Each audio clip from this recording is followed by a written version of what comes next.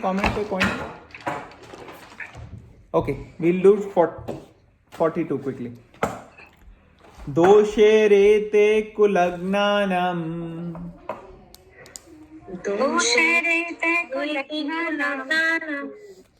वर्ण संकर कारकये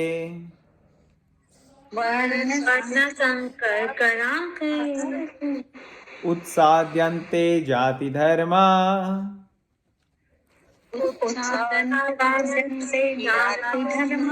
कुल धर्मश्च शाश्वता।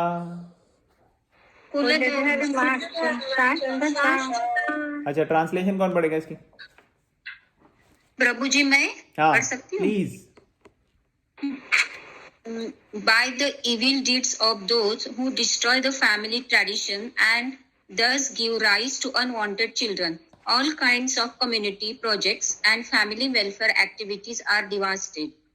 Purport: community projects for the four orders of human society combined with family welfare activities as they are set forth by the institution of Sanatana Dharma or Vanashram Dharma are designed to enable the human beings to attain his ultimate salvation. Therefore, the breaking of the Sanatana Dharma traditions by irresponsible leaders of society brings about chaos in that society, and consequently, people forget the aim of life, Vishnu. Such leaders are called blind, and persons who follow such leaders are sure to be led into chaos.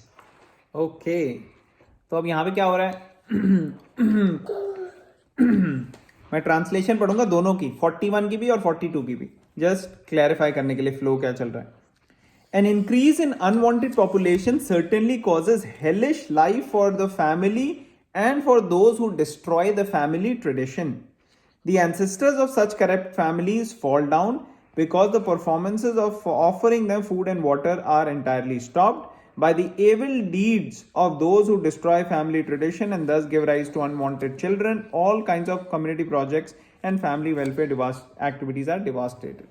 तो basically कह क्या रहा है अर्जुन कि सारे क्षत्रिय जो हैं वो ज़्यादा से ज़्यादा क्षत्रिय मर जाएंगे इस युद्ध में, बचेंगे ऐसे लोग जो एक्सप्लॉइट होने के लिए ससेप्टेबल हैं, फिर विमेन को एक्सप्लॉइट करेंगे लोग, बच्चों को करेंगे, और उससे जो नेक्स्ट जनरेशन होगी, क्योंकि उनको सिखाने वाले नहीं हैं, तो नेक्स्ट जनरेशन जो होगी वो एकदम अनट्रेंड होगी. अनट्रेंड मीन्स उनको कोई शास्त्रों के बारे में ज़्यादा ज्ञान नहीं होगा, और इसलिए उसको वर्ण संकर कहा गया है. उसको कहा गया है कि अनवांटेड प्रोजेनी. अनवांटेड क्यों? क्योंकि वो ट्रेंड नहीं है. वांटेड का क्या मतलब होता है? वांटेड मीन्स ऐसे जो बहुत ही अच्छे विचारों के, अच्छे संस्कारी व्यक्ति होते हैं, जो बहुत ही अच्छे संस्कार होते हैं, जिनके अंदर बहुत अच्छी ट्रेनिंग होती है, वो समाज के लिए बेनिफिट ही करेंगे. एक व्यक्ति अगर अच्छा हो तो वो पूरा समाज को ट्रांसफॉर्म कर सकता है, और एक मूर्ख बेवकूफ व्यक्ति हो तो वो सारे समाज को पॉल्यूट कर सकता है. तो समाज में या धरती पे जो बोझ होते हैं, वो बोझ किस वजह से बनते हैं? हमारे कार्यों के हिसाब से. अगर हमारे गलत कार्य होंगे, हम पाप करेंगे, तो धरती पे बोझ. और अगर हम पाप नहीं करेंगे, हम भगवत गीता फॉलो करेंगे, तो हम ट्रांसफॉर्म कर सकते हैं सारा धरती का बोझ हटाने के लिए. तो यहाँ पे यही पॉइंट वो बोल रहा है कि ऐसे लोग जो अनवांटेड प्रोजेनी, अनवांटेड बच्चे, मतलब अनट्रेंड और अच्छे से शास्त्रों में और संस्कार में अच्छे से जो परवरिश जिनकी नहीं हो पाई, ऐसे बच्चों को जो लाते हैं, और इसका जो कॉज होता है, इसका जो मूल कारण होते हैं, वो उनको कितना पाप लगेगा. तो वो बेसिकली कहना चाह रहा है कि हम अगर लड़ाई करेंगे और युद्ध होगा और सब प्रॉब्लम क्रिएट होगी, तो उससे हम सारा पाप करेंगे, हमें पाप लगेगा. ठीक है ना? जैसे उसने पहले भी बोला था, सिन विल ओवरकम अस. तो पाप लगेगा, फिर फैमिली ट्रेडिशन, ये सब खत्म हो जाएगा. और इससे पहले उसने ये भी बोला था कि क्या खुशी मिलेगी मुझे जब मेरे परिवार वाले ही नहीं होंगे, सब ऐसे लोग नहीं होंगे जिनके साथ मुझे एंजॉय करना है और मेरे को क्या कहते हैं, टाइम स्पेंड करना है. वैसे लोग ही नहीं होंगे तो मैं कैसे खुश रह सकूं, और उनको मार के, वो भी उनका खून करके। तो इसलिए उसको ये सब चीज अच्छी नहीं लग रही थी। ठीक है, क्लियर? कोई और क्वेश्चन, कमेंट, पॉइंट? नहीं तो नेक्स्ट वाला करेंगे क्विकली। 43। प्रभु, ये वर्णाश्रम मीन्स अच्छा, ये अच्छा क्वेश्चन है, ये अच्छा क्वेश्चन सोसाइटी, है। राइट? तो वर्ण और आश्रम क्या होता है? कोई बता सकते हैं यहाँ पे वर्ण और आश्रम? कौन बताएगा? कितने वर्ण हैं और कितने आश्रम हैं? आप रेज हैंड कर लो जिसको बताने की इच्छा है। हम फोकस कर रहे हैं उन लोगों को जो थोड़े रिलेटिवली न्यू हैं, जिन्होंने पहली बारी सीरीज अटेंड करी है। एक मिनट पे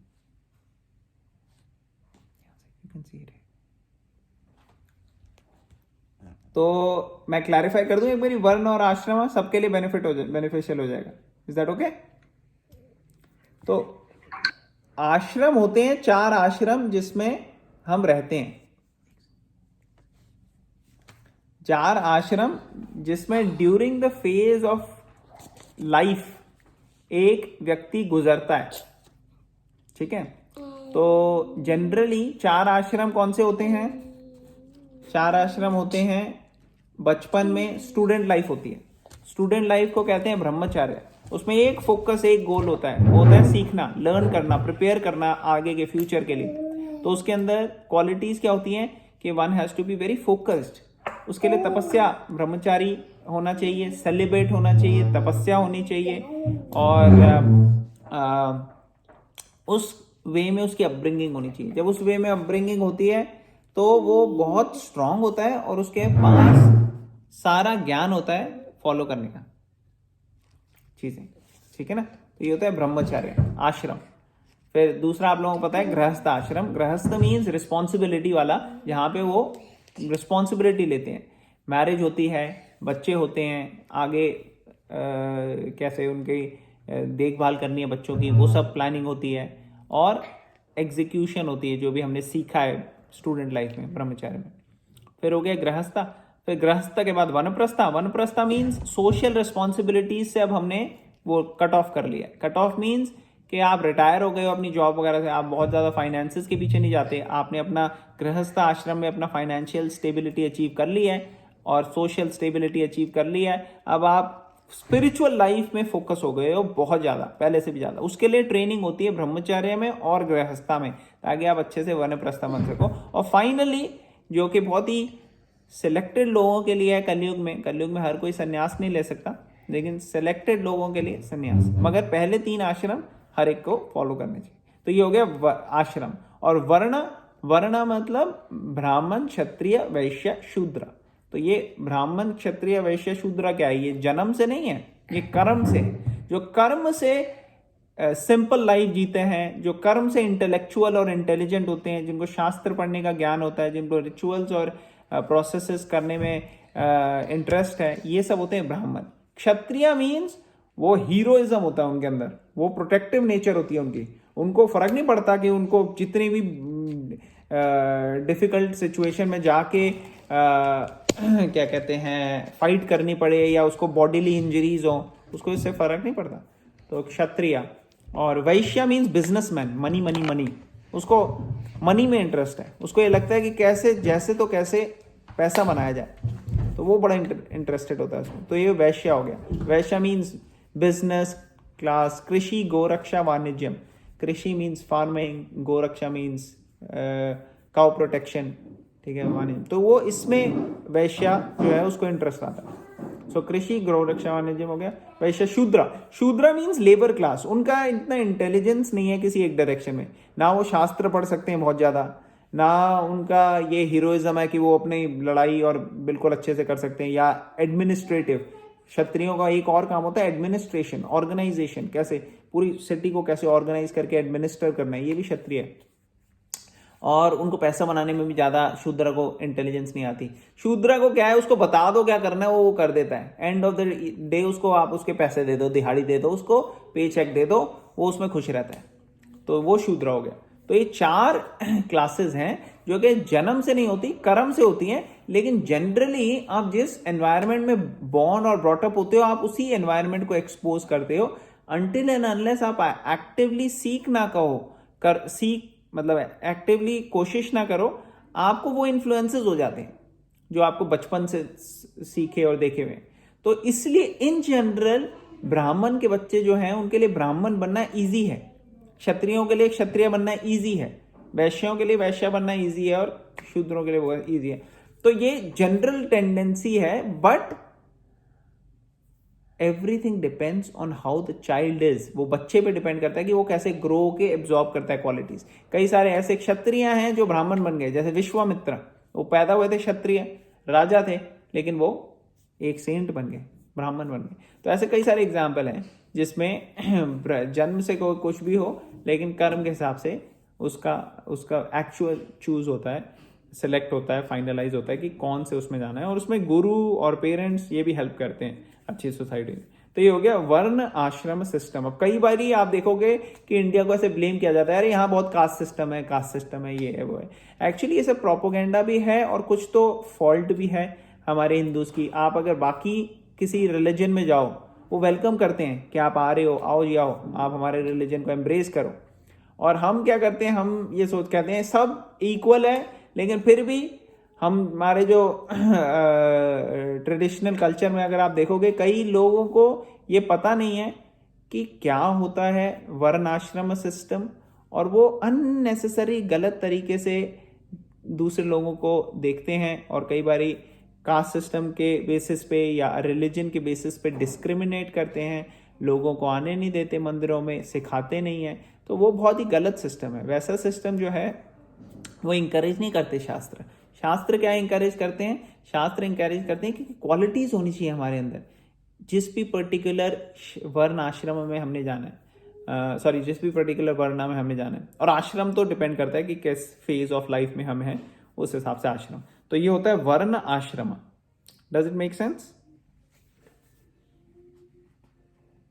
ये सब आप लोगों ने पहले भी सुना होगा सबने, लेकिन मैंने इसको इसलिए एक्सप्लेन किया है क्योंकि लोग मिसअंडरस्टैंड करते हैं, उनको पता नहीं होता कि क्या है क्षत्रिय, क्या है। कोई लोग कहते हैं हाँ हम क्षत्रिय हैं, तो क्षत्रिय उनकी क्वालिटीज नहीं होती, उनकी क्वालिटीज होती हैं शूद्रा की या वैश्या की, लेकिन वो सोचते हैं कि हम क्षत्रिय हैं। या कोई कहता है हम तो ब्राह्मण हैं, कितनी क्वालिटीज वो ब्राह्मण की डिस्प्ले कर रहे हैं, ये नहीं वो इंट्रोस्पेक्ट करते हैं, लेकिन वो कहते हैं हम तो ब्राह्मण हैं। तो ये चीज जो है ये इंट्रोस्पेक्ट करने वाली है। बाकी ये है कि प्रोपेगेंडा भी बहुत होता है। जैसे हम अब देखें बड़ी बड़ी सिटीज़ में, तो इंडिया में पता ही नहीं होता कौन ब्राह्मण है, कौन नहीं है, कोई क्षत्रिय है, कोई क्या है। तो इतना कोई भेदभाव का सिस्टम होता नहीं है बड़े बड़े शहरों में।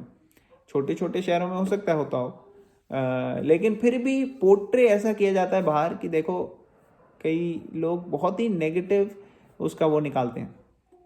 अमेरिका में कुछ साल पहले तक थी डिस्क्रिमिनेशन में, ब्लैक्स और वाइट्स के बीच में रेसिज्म। अलग अलग दरवाजे होते थे, अलग अलग सब कुछ होता था। इनफैक्ट जो कई वाइट्स होते हैं थे, वो सोचते थे कि ब्लैक्स जो होते हैं उनके अंदर तो सोल ही नहीं होती। ऐसी डिबेट चलती थी यहाँ पे कि ब्लैक मैन के अंदर तो सोल ही नहीं होती। तो ये हद तक थे। लेकिन देखो अब यहाँ पे इसको अबॉलिश करके वो लोग चेंज हो रहे हैं, और अगर कोई ओकेजनल इंसिडेंस होता है यहाँ पे तो उसको बड़ी सीरियसली लेते हैं। और कोई रेस के बेसिस पे रिजर्वेशंस नहीं है जॉब मार्केट में या यूनिवर्सिटी में, नहीं, ओनली बेस्ड अपॉन आपकी क्वालिफिकेशन। लेकिन इंडिया में इसको वोट बैंक और अलग अलग चीज़ों के लिए इसको पॉलिटिक्स करते हैं। तो ये सब चीज़ें हमारे को सोचनी चाहिए कि होना ही नहीं चाहिए ऐसा कोई भेदभाव, क्वालिटी से होना चाहिए। और दूसरी चीज़ क्या है सबसे इंपॉर्टेंटली, कि अगर भगवत गीता नहीं सीखेंगे, हम भगवत गीता की टीचिंग्स अगर हम नहीं सीखेंगे तो हम कंफ्यूज रहेंगे। अगर भगवत गीता हम पढ़ेंगे तो भगवत गीता में बड़ा क्लियर है, आने वाले चैप्टर्स में आएगा, विद्या विनय संपन्ने ब्राह्मणी गवि हस्तिनी सूनी चैव स्वपाकिचा पंडिता समदर्शिना। अब पंडित की क्या क्वालिटी है ये बताया गया। कोई कहेगा पंडित जी, पंडित की क्वालिटी क्या होती है? Real learned man. पंडित का मतलब होता है एक लर्नेड मैन। तो उसकी क्या क्वालिटी होती है कि वो हर एक को एक ही नज़र से देखता है। और किस नज़र से? वो देखता है कि ये स्पिरिचुअल स्पार्क है, भगवान का पार्ट एंड पार्सल है। हर एक व्यक्ति जो है, चाहे वो ह्यूमन हो, चाहे वो एनिमल हो, चाहे वो, तो किसी के साथ भी वो व्यवहार नहीं करता, बुरी तरह से व्यवहार नहीं करता, बुरे बिहेवियर नहीं करता। वो हमेशा हर एक के अंदर देखता है कि there is a spark of lord, भगवान की अंश है इसमें, हर एक में। तो उस वे में हर एक को रिस्पेक्टफुली ट्रीट करता है, जो जैसी टाइम प्लेस सिचुएशन है। अब इसका मतलब ये नहीं है कि आप अपने दोस्त से गले मिल रहे हो तो आप एक शेर से भी जाके गले मिलोगे, नहीं। शेर को दूर से रिस्पेक्ट करेगा, लेकिन रिस्पेक्ट करेगा, उसको टॉर्चर नहीं करेगा, एक्सप्लॉइट नहीं करेगा। तो उसी तरह से किसी और को भी एक्सप्लॉइट, टॉर्चर। तो ये वैल्यूज अगर हमारे अंदर आएंगी तो जो भी नेगेटिविटी है पूरे वर्ल्ड में वो रहेगी नहीं। तो ये पावर है Bhagavad Gita. Does it make sense? Absolutely, Prabhu. Okay, thank you for nice question. अच्छा, और क्या? Thank you. और कोई किसी का क्वेश्चन है? प्रभु, सनातन धर्म पे भी थोड़ा सा हाँ, तो देखो, सनातन, हम सनातनी हैं, तुम कौन हो? हम तो जी आर्य समाजी हैं। अच्छा, तुम कौन हो? हम ब्रह्मो समाजी। तो ये अलग अलग लोग ना अलग अलग अपने हिसाब से मनाते हैं। सनातन मीन्स इटर्नल, धर्मा मीन्स रिलीजन। तो धर्मा ये इंग्लिश में ट्रांसलेशन है सनातन धर्मा की, मगर एक्चुअल धर्मा का मीनिंग रिलीजन नहीं होता। अब हम आप ये मैं बता रहा हूँ कि कैसे हम लोग ट्रांसलेट करते हैं। हम कहते हैं Sanatan means eternal, religion means dharma, but actually ये नहीं है ट्रांसलेशन। सनातन धर्मा मीन्स ऐसी प्रॉपर्टी जो आत्मा से अलग ना हो पाए, ऐसी प्रॉपर्टी, ऐसा धर्म। जैसे कहते ना कि एक आग की क्या प्रॉपर्टी है जो उससे जुदा नहीं हो सकती। आप कहो आग लग गई कहीं पे, तो कैसे पता लगेगा कि आपको आग लग गई? और जलाती रोशनी होती है। ठीक है, लाइट होती है, जहां आग होगी वहां रोशनी होगी, और वो जलाएगी। Correct, burn. तो वो बर्न करेगी। और तो बर्न मतलब हीट, लाइट, स्मोक, इनसे आपको पता लगेगा ये आग। ठीक है ना? तो ये ऐसी कुछ कुछ क्वालिटीज होनी चाहिए, तब आपको पता लगेगा कि हाँ ये तो आग का धर्म ही है। जहां ज्यादा आग होगी वो जलाएगी, वो हीट और लाइट करेगी। उसी तरह से सॉल्ट का धर्म क्या है? सॉल्ट मीन्स नमक, कि वो नमकीन फ्लेवर, टेस्ट आएगा उसका। चीनी का नमक क्या है? मिठास, चीनी का धर्म। तो ये धर्म है इन सबका, ये इनसे जुदा नहीं हो सकता। अगर आपको चीनी है और चीनी लोगों को दी खा के, सब कहते हैं ये तो कड़वी है, तो फिर वो चीनी नहीं हो सकती, क्योंकि चीनी means it has the quality. या फिर वो क्वालिटी छुपाने के लिए कोई और चीज़ बहुत ज़्यादा प्रीडोमिनेंट हो गई है उसके अंदर। तो उसी तरह से जो आत्मा है उसकी क्वालिटी क्या है, उसका धर्म क्या है? उसका धर्म है सेवा करना। सेवा, अगर कोई सेवा करने के लिए सोचता है कि नहीं मैं सेवा नहीं करूंगा, तो एक्चुअली टाइम प्लेस सिचुएशन के हिसाब से उसको ऐसी सिचुएशन में आएगा जब उसको करनी पड़ेगी सेवा। और जब तक कोई सेवा ना करे तब तक वो खुश भी नहीं रह सकता। और अगर वो सेवा करने के लिए उसके पास कोई नहीं है, तो वो लोग कुत्ता पाल लेंगे, बिल्ली पाल लेंगे, उसकी सेवा करेंगे, क्योंकि नेचर ये है कि सेवा जब तक नहीं करेंगे तब तक खुशी नहीं मिलती। रिलेशनशिप्स में सेवा करनी, और ये एक्चुअली इसलिए है क्योंकि सबसे बड़ी रिलेशनशिप हमारी जो है भगवान के साथ है, और उसमें जो हम सेवा करते हैं जिससे हमें खूब आनंद मिल सकता है, वो है भक्तिमयी सेवा, डिवोशनल सर्विस। भक्ति कभी कभार ना बहुत बोरिंग सा वर्ड लगता है, अरे क्या ये भक्ति, पता नहीं क्या है ये, पता नहीं बैठ के कहीं ऐसे ही सेंटिमेंटल वे में घंटा पीटो, या पता नहीं क्या कोई नाम वाम। तो ये क्या है कि लोगों को मिसकंसेप्शन है, ऐसा नहीं होता। मेन चीज क्या है कि भक्ति का मतलब है लव विद गॉड, भगवान से प्यार को भक्ति कहते हैं। जब प्यार होता है, जैसे एक माँ का बच्चे से अपने प्यार होता है, पेरेंट्स का, ठीक है, बच्चों का माँ बाप से होता है, तो वो अनकंडीशनल होता है। वो ऐसा नहीं कि माँ कहती है बच्चे को कि देखो मेरे को प्यार तो है तुमसे, लेकिन हफ्ते में एक बार ही, ट्यूसडे के ट्यूसडे, हाँ ट्यूसडे के ट्यूसडे मैं करूँगी बस, ये नहीं रोज रोज पूरे दिन 24 घंटे, ऐसे नहीं कर सकती। ये नहीं होता रिलेशनशिप में, राइट? अगर आप किसी से प्यार करते हो तो आप हमेशा करते हो, तो उसी तरह से एक भक्त और भगवान का संबंध ये होता है कि वो हमेशा भगवान से कनेक्टेड रहते हैं। वो ये नहीं कहते मंगल के मंगल हम जाएंगे या ये करेंगे, नहीं, उनका ये कनेक्शन रेगुलर है, इटर्नल है, थ्रू आउट है, बढ़ता रहता है। और जब अपॉर्चुनिटी मिलती है तो वो उसमें और ज़्यादा इंटेंसिफाई करते हैं उसको। जैसे माँ बाप के साथ हमेशा रिलेशनशिप है, लेकिन मान लो मदर का बर्थडे है तो बच्चे कुछ स्पेशल करते हैं उनके लिए, उसी तरह बच्चे का बर्थडे है तो पेरेंट्स कुछ स्पेशल करते हैं उस दिन। तो प्यार तो हमेशा ही है। कोई कहे कि क्या दिखावेबाजी, क्या रिचुअल करने की जरूरत है आपको, ये कैंडल केक लिया उसके ऊपर कैंडल डाली फिर फूक मारी, क्या है ये हैप्पी बर्थडे, वो पता तो है ही सबको कि बर्थडे है, क्या इसमें करने की जरूरत है, इतना शोशेबाजी ड्रामेबाजी क्या करने की जरूरत है। तो क्या होता है, ये इमोशनल कनेक्शन होता है, ऐसी बात नहीं है, उसको भी अच्छा लगता है, ये एक्सपीरियंस होता है ये। और ये एक्सपीरियंस जो होता है उसमें एक्सप्रेशन ऑफ लव होता है, इसलिए लोग करते हैं कि एक वो अपना एक्सप्रेस करना चाहते हैं प्यार, उसके लिए एक मीन्स है ये।